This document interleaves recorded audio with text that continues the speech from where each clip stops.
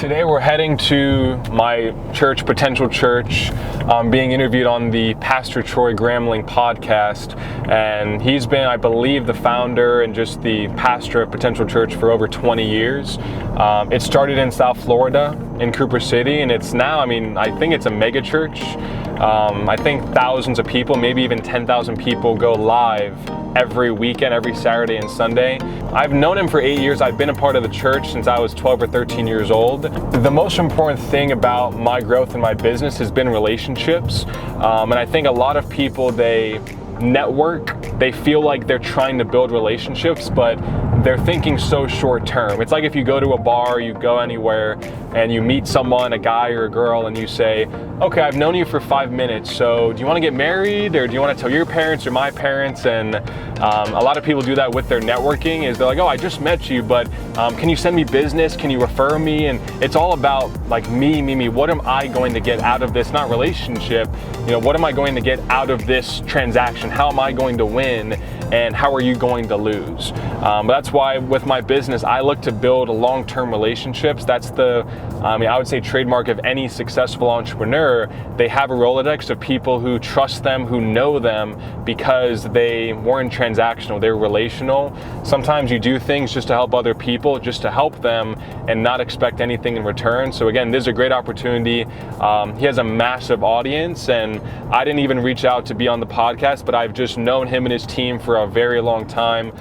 They wanted to have me on the podcast because Potential Church is really about leadership and the younger generation, because Josh and I, my videographer here, we didn't grow up with social media like kids nowadays do. They grew up with Instagram, with TikTok, and there's a lot of positive with it. There's a lot of information and education online, but for the most part, their attention is drawn towards just kind of the whole culture around OnlyFans and the fancy cars and all of this kind of just weird, crazy stuff that as kids, like if I was 12 years old nowadays, I might be seeing, but when I was 12, I was watching Disney Channel, so kids nowadays grow up so fast in a negative way, and we're going to talk about how I want to build my channel, my content, not just for their generation, but for any generation, but especially how the younger generation, they need to use this plethora of information, of education, and look at the right things. Because again, there's a lot of information out there, but you need to prioritize these younger people. What are they really spending their time on? How is it going to develop them into functioning, productive adults? The number one thing I've learned just through my experience being involved with the church is altruism is the ultimate way to beat depression, or to beat it before it ever comes about. If you go on missions trips or donate, tithe, help other people out, all of a sudden you become more grateful for your own situation, and overall you just become more optimistic and positive about where things are headed. But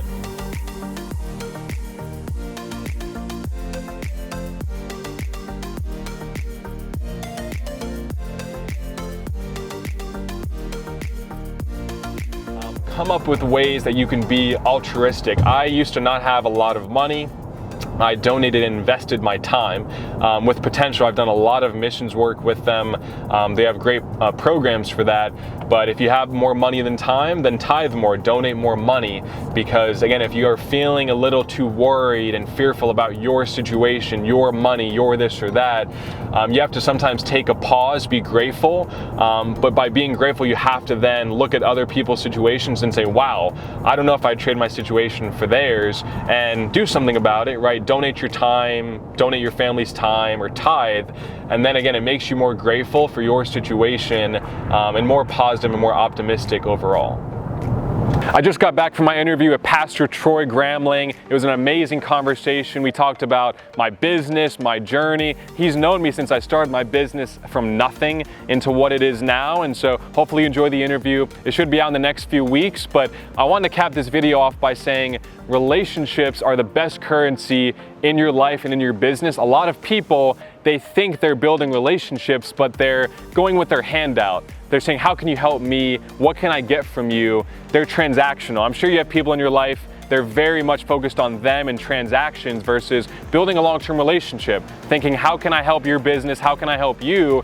And that's why I got an amazing opportunity like this to be on his podcast and to reach his huge audience. But it's because I've been focused on relationships and building a long-term partnership with him and many other people that have helped me grow my business. So again, think in your business, think in your life, how can I become more relational instead of transactional? Like and subscribe, and thank you for watching this video. Have a great day.